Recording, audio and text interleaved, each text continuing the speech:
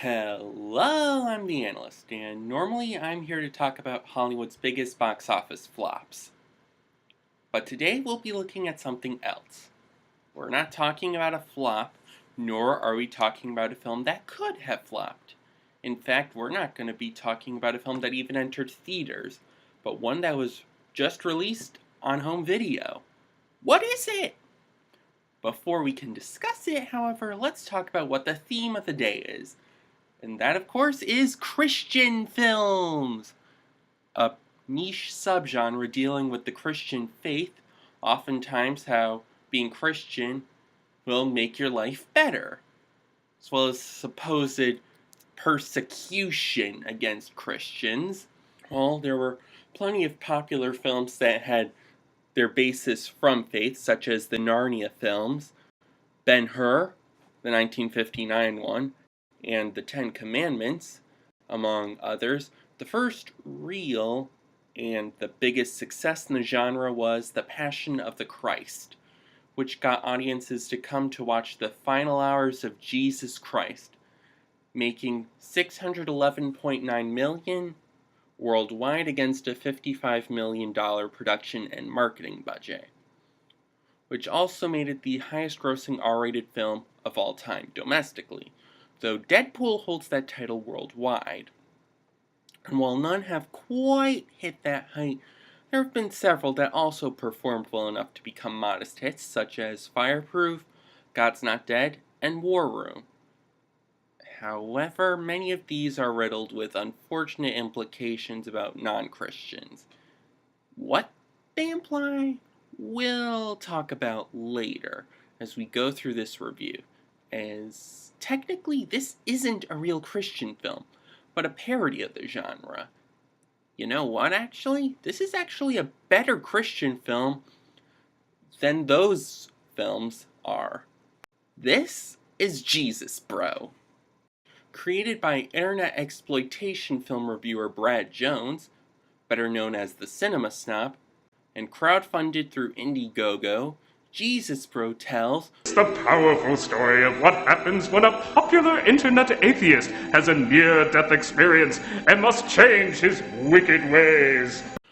While Brad was one of the writers and producers, he was only a co-star, and he left directing duties to Ryan Mitchell, who had previously directed the Cinema Snob movie.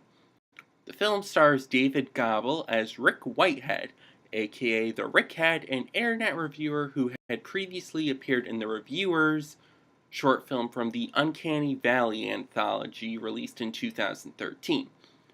He isn't the only character to have previously appeared, as nostalgia critic actors Rob Walker and Malcolm Ray reprised their roles as Santa Christ and the Devil, respectively, though it would have been even better if they got Evil Lena for the film.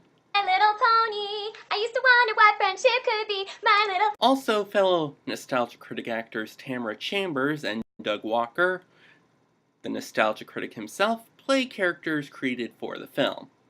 This film also features Brad's fellow Midnight Screenings co-reviewers who, as the title suggests, review movies immediately after watching them in theaters, usually late at night.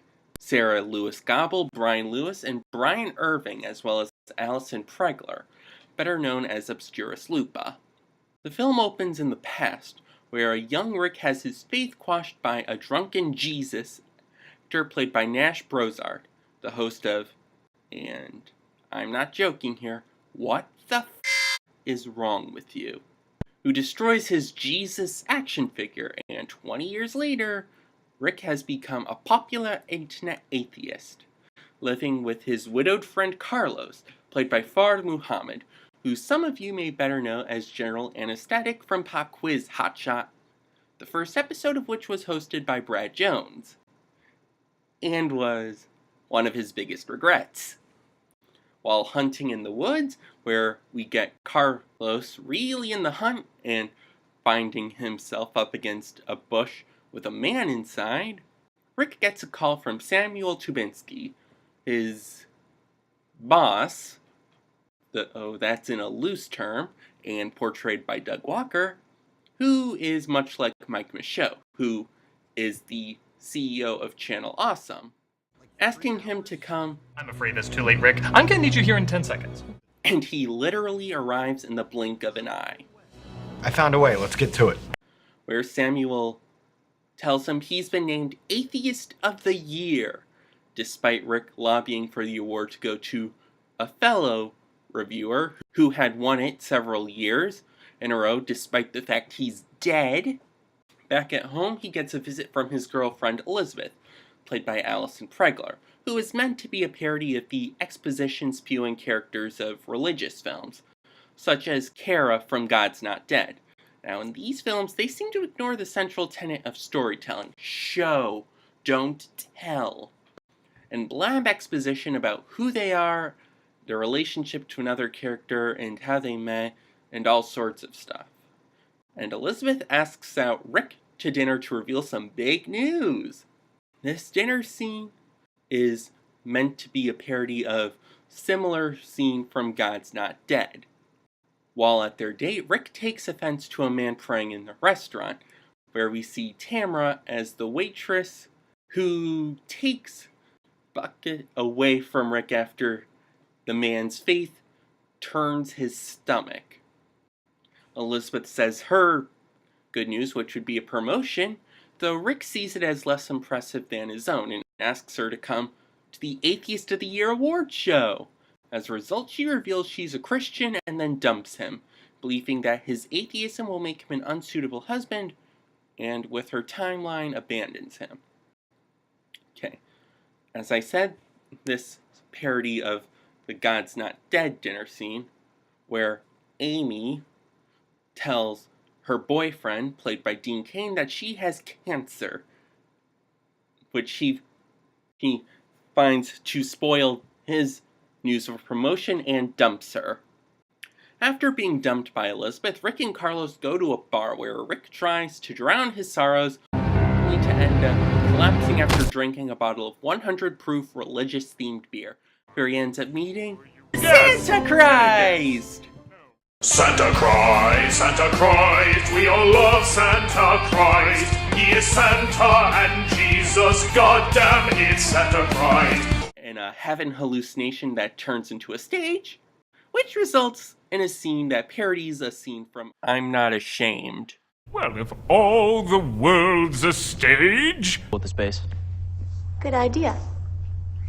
Even though all the world's my... Which Brad mentions they parodied without having seen it, to prove I'm not joking. That was written before this movie was even released. It unintentionally parodies things not even seen or heard about. Santa Christ asks for Rick's help, though it's clear that Rick isn't necessarily his priority. Boy in Kenya, lion stole his Sega Genesis. Whoa, that's some Ghost in the Darkness stuff. Pass. Wait! Isn't Santa Christ a Sega Genesis guy? He was tortured to death by Mario and Luigi for preferring it over the NES. Anyway, Santa Christ requests Nick reverse the trend of atheist conversions, which were caused by string cheese, and convert his followers back to Christianity. To convince him, he shows... Well, it is pretty clear that Barney didn't set this up, as otherwise it would work. Anyway, he shows him that he will be miserable without Elizabeth, and going Christian should win her back. Waking up, Rick awakens in his house, watched by Carlos, as Rick had previously stated his refusal of hospital care because of their crosses, and then asks for a Bible, which he becomes addicted to, believing every word of it.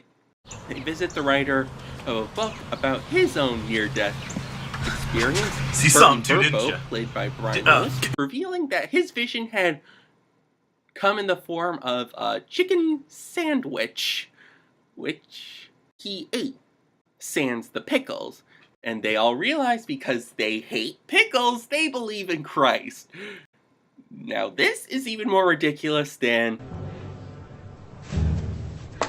What are you doing? Oh, when he's near, toast falls jelly side down.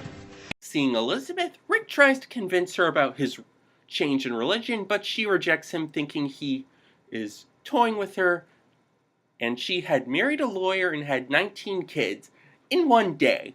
And that her new husband... By the way, he's the top salesman at his law firm. I'm not sure what he sells. Okay, this parody's 19 and counting, and the lawyer is a reference to Tony being the top salesman at his pharmaceuticals firm in War Room.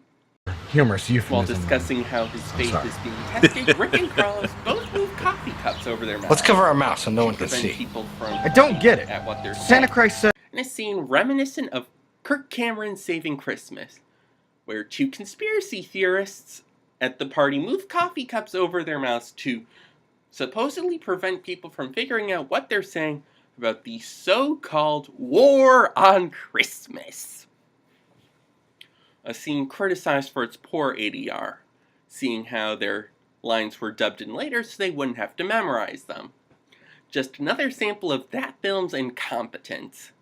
Speaking of Saving Christmas, I actually showed it, or rather I forced my family to watch it on Thanksgiving, and they all say it's the worst movie they've ever seen, if they could actually call it a movie. In their conversation, Rick realizes he needs to use his web personality to spread the word of Christ, only for his video to be widely panned, with one such individual being Dave from Midnight Screenings. And yes, there's a Saving Christmas reference in that it tries to debunk the theory of Christmas trees being pagan. This results in Samuel taking back the Atheist of the Year award and having him beaten up, and then he gets shot in the foot by a park ranger, only for Carlos to help him as he recently got his medical degree. Realizing that what he's doing now isn't working, he goes back to the bar to have another near-death experience to see Santa Christ for some help. However, he served a different beer than before, and instead of seeing Santa Christ, he sees the devil. And how does he know that he's the devil? Well, is it because of the pickles? Because, you know, you can just take those off.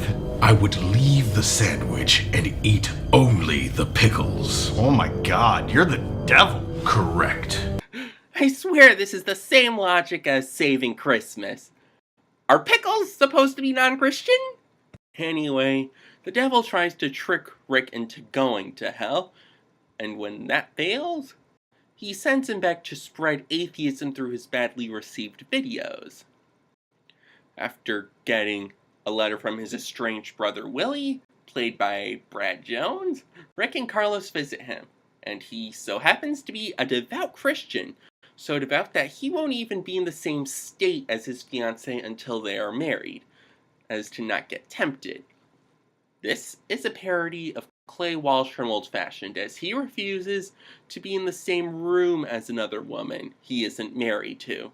Willie shows Rick and Carlos his war room, of which the reference is self-explanatory, and as they leave comes references to Old Fashioned. I can call the same escort agency, and this time, we can publicly share Our party. David. And Second Glance, Hey, Scotty. Jesus, man. the latter of which results in the title drop. Hey! Jesus, bro. Using his war room, Rick prays for those who don't like his views to spontaneously combust. Samuel Tabinski and the park ranger just spontaneously combusted. And after his next video, a lot more people spontaneously combust. Learning of this, Elizabeth visits Rick and tries to apologize, not wanting to spontaneously combust. And also her husband cheated on her with Bristol Palin, only to leave after believing Rick thinks of her as nothing more than an object.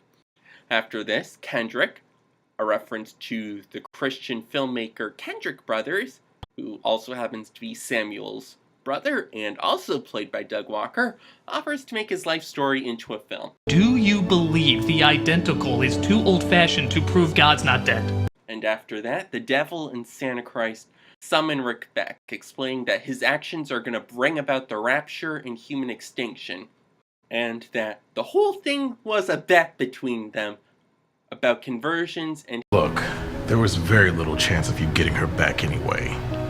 With the rapture having swept Earth and Carlos and Elizabeth having not made it to heaven, Rick makes a deal with Santa Christ to ensure Elizabeth makes it through fine in exchange for We sorta need you to take the blame.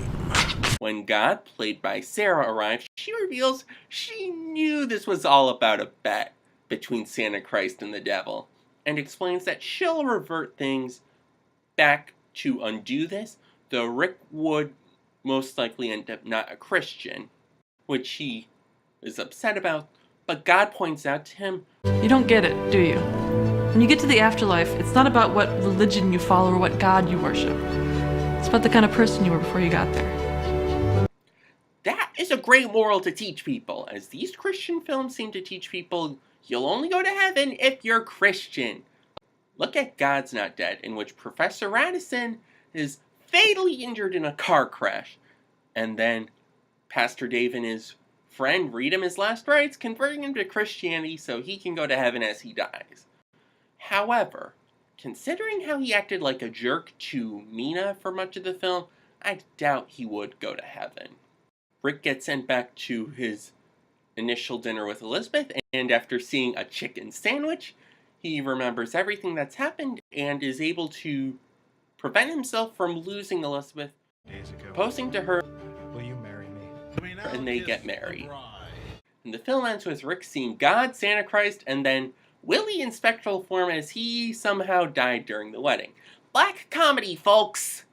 Personally, I was hoping Jesus Bro would be more of a parody based on the Indiegogo campaign, the description, as well as the general nature of Channel Awesome, but it ended up being more of a satire of bad religious films, and in that respect, it works exceptionally well, mocking the genre's many failings as well as making a number of touching connections to reality.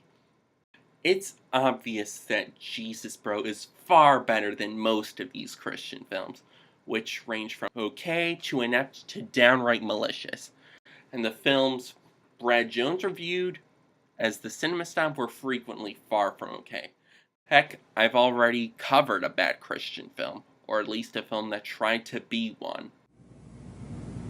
Hallowed be thy name. Now about those implications.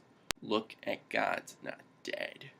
A mean-spirited, hypocritical film that makes its supposed villain atheist characters look far better than its Christian protagonist.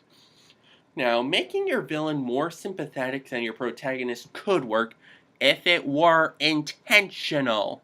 But I doubt that Pureflix was smart enough to do that, and made Josh Wheaton an arrogant, petty jerk who was so blinded by his faith he ruined several people's lives, including that of his girlfriend Kara, who passed up 2 more prestigious colleges to be with Josh only for them to break up less than a week into college. And when Radisson reveals the reason he had become an atheist, his mother dying of cancer, Josh uses it to win the debate against him, a move that is not only extremely illegal, but also shows just how little of a damn he gives to anyone that isn't a Christian. And because the movie treats him as a hero, he's applauded and makes everybody in the classroom convert to Christianity, and later receives a shout out from Willie Robertson. Josh may have played the persecuted Christian hero, but he was in fact the persecutor. In the classroom, Radisson insisted that God was dead, but he never said which God. Hell, it could have been Allah, the God in Islam, and if he had to sign Allah is dead, Josh would have signed that paper with no hesitation. Not only that, he showed absolutely no character development throughout the film, remaining the selfish brat he always was. I'm not defending Radisson's insistence that the class sign God is dead, but Josh took it way too far, as instead of going to the dean, which would have made sense, he decided to make it worse for Radisson. Need more proof that Josh is actually the villain of the film? Additionally, it treats the Muslim girl Aisha as a closet Christian, because apparently most Muslims are closet Christians, and her father kicks her out when he learns of this. And this movie just shot its own preaching in the foot by saying, if you're a Christian, your father will beat the hell out of you. Additionally, liberal blogger Amy, who ambush interviewed Willie Robertson, gets cancer, and that forces her to become Christian. And her boyfriend, Dean Cain, is a corrupt corporate executive who refuses to visit his mother and dumps Amy after learning of her cancer. Though he probably isn't as shallow as the movie wants you to think he is, as his mother has dementia, and he fears her not being able to recognize him. It actually hurts him to visit her, and she doesn't make it better with what she says. And let's not forget about Reverend Dave, played by PureFlix co-founder David A.R. White, and his black missionary friend who have no positive impact on the plot, as instead of helping Aisha find a place to live, they instead tell her to express her Christianity, which got her into this whole mess, and as mentioned above, give Radisson his last rites instead of taking him to a hospital. Did you know that Dean Cain and Kevin Sorbo, who played Radisson, are Christians, and they played atheists in the most exaggerated way possible? And let's not forget about War Room, which is no better with its atrocious morality, teaching women to let God solve all of their problems. That is a terrible lesson to teach. Telling people that if your husband is verbally or physically abusive and or adulterous, don't go to a counselor or a therapist or get a divorce. Pray he gets food poisoning and that would cause him to have a change of heart. This isn't reality, as one random instance of food poisoning won't get him to become a better person and stop him from cheating. And also for the husband Tony, prayer won't let you get away with stealing drugs from your employers and then selling them on the black market for a profit. You will go away for being a drug dealer, and after all the crap you put your wife through, you don't deserve a happy ending. You deserve to have everything taken away. Your wife, your daughter, your job, and your freedom. And let's not forget about nosy Miss Clara, who thanks to terrible Christian film writing is portrayed as a good old lady, but in reality would be the nuisance that makes everything so much worse. Just like Josh Wheaton. It says something when the best of these sort of films, or at least those I've watched, is Kirk Cameron's Saving Christmas, which is one of the worst reviewed films of all time. At least that film's arguments were so flimsily constructed, it'd be hard to stand by them. While God's Not Dead and War Room both go out of their way to use Christianity as an excuse to ignore morality and reality. I could recommend Saving Christmas to fans of bad movies, but I cannot recommend The Letter to anybody, not to non-Christians, and especially not to Christians. These films mistake being Christian with being righteous, as while they could go together, they are not synonymous, as these films actually serve to defame Christians in their portrayal. I've read that Christians have apologized to atheists for their portrayal in God's Not Dead, but I'm apologizing to the Christians for your portrayal in that film as being uncaring or ruthless. And the same goes for War Room and Old Fashioned. They are films offensive to everybody. Look, I have nothing against Christians. Heck, my grandparents are Christian. But these are films that merely serve to give Christians a bad name in the same way ISIS gives Muslims a bad name, by exacerbating the stereotypes.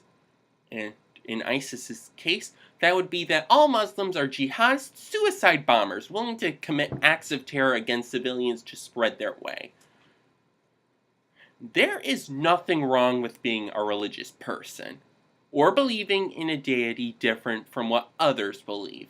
But what is wrong is exploiting those beliefs to make a quick buck, or forcing your beliefs on others, This is exactly what those films do. Exploit Christian audiences and force non-Christians to swallow such atrocious depictions. These are the sorts of films they show at conversion camps. Camps to brainwash non-Christians into becoming Christians. These movies need to die a painful death. Anyway, now that I've gotten that whole spiel out of the way, Brad, if you're not done with making Christian film parodies, I have a great follow-up idea for you. It's called What's Wrong with Faith, and it basically takes all of the tropes from films like God's Not Dead and War Room and applies them to reality. Contact me if you want to learn more. Anyway, thanks for watching, and if you like it, press that like button and be sure to subscribe.